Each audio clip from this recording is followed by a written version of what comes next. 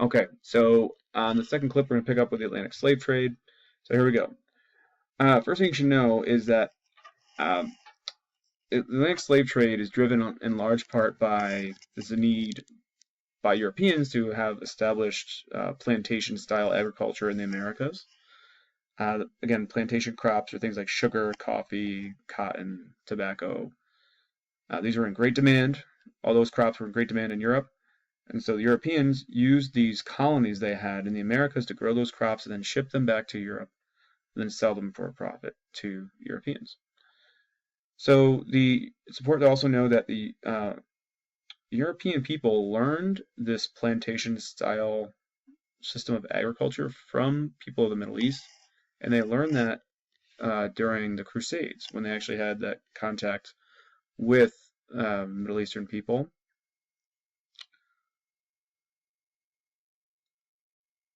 So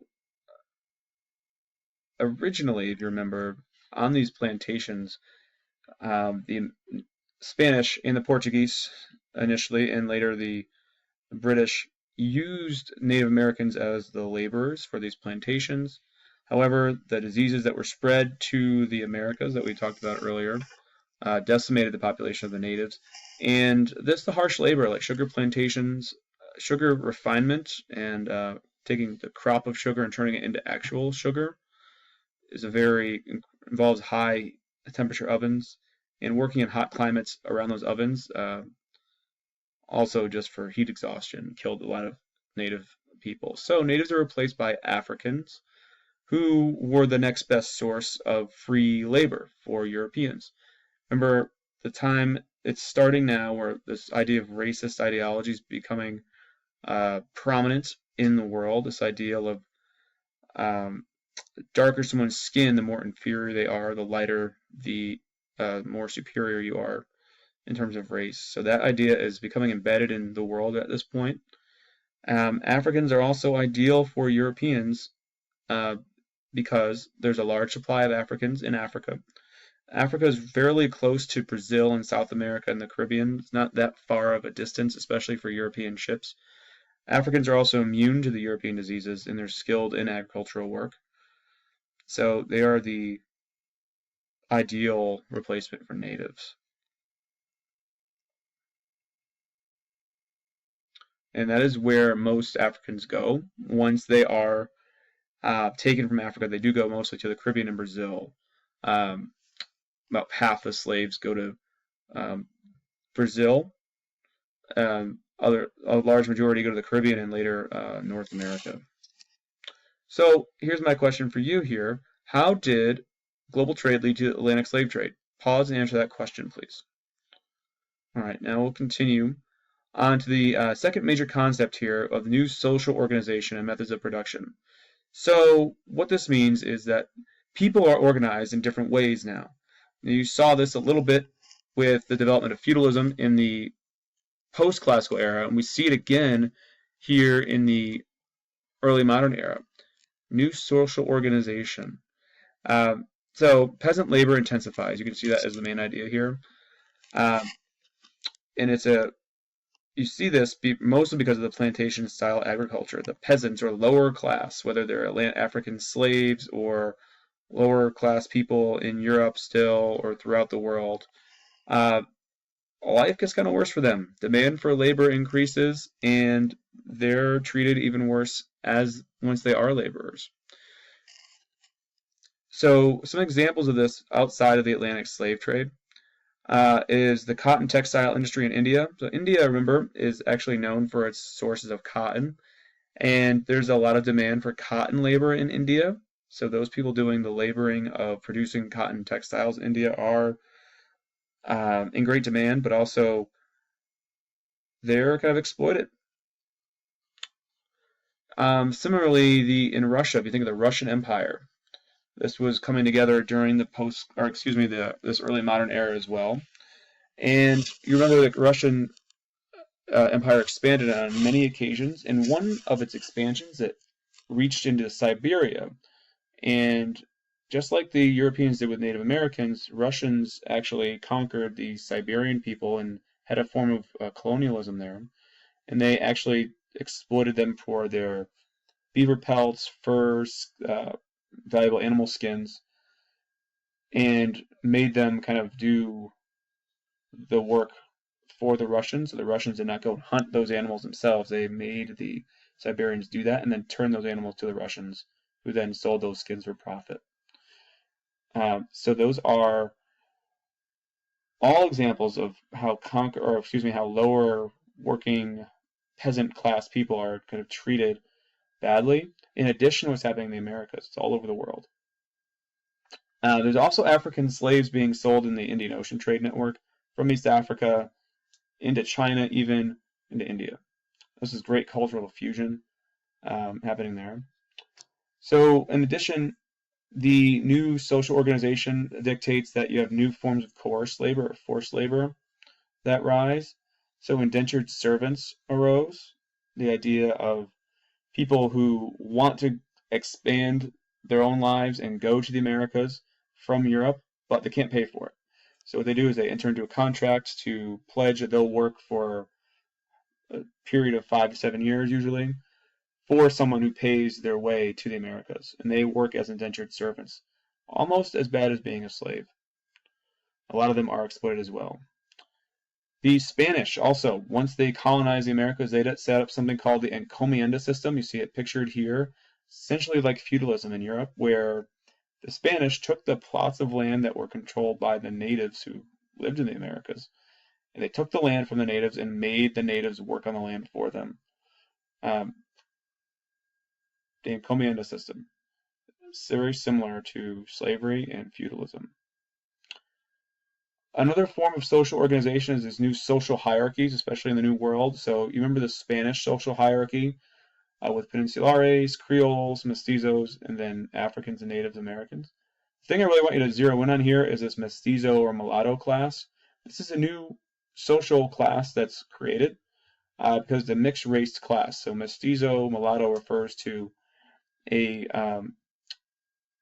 group, a new social class that is made up of a product of a white man usually and a Native American woman, or a white man and an African woman female slave, or sometimes a African in a Native marriage or relationship. So there's a new class of people as a result of this new expansion to the Americas. And those Creoles too are a different class as well, although they are not mixed race. They are Spanish or Portuguese who are born in the Americas. So they have a different mindset than these Peninsulares. So they're elite classes. Another example of elite classes that rise throughout the world are the Manchus in China. So after the fall of the Mongol Empire, who had ruled China for a long time in the post-classical era, the Ming Dynasty comes along and reclaims China, reestablishes order in China, cleans up the mess left by the Mongols. But then once they fall, another foreign power comes into China called the Manchus. They're from Manchuria, which is an area north of China. I wish I had a map here to show you the area, but if you see a map anywhere else on the slides, you can see where they're coming from.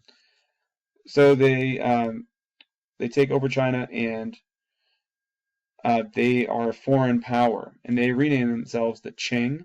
But the Manchus rise to authority there, so they become a dominant social class. Gender and family roles also changed because of this global trade, really, and because of colonization. So the Atlantic slave trade had a big impact on Africa. A lot of way more males were taken as slaves than females, so many men or many women were forced to take on traditional male roles. European families also get smaller at this time. Think about this. What's the major impact of, or what's the major social impact of the colonization and global trade? Moving on. So we talked about empires growing, getting bigger. Well, here's one thing that happens in that sense, is that rulers of these empires use different ways to legitimize their power. For a long time, we've learned about how religion justifies ruling classes' power. Well, here's some other things.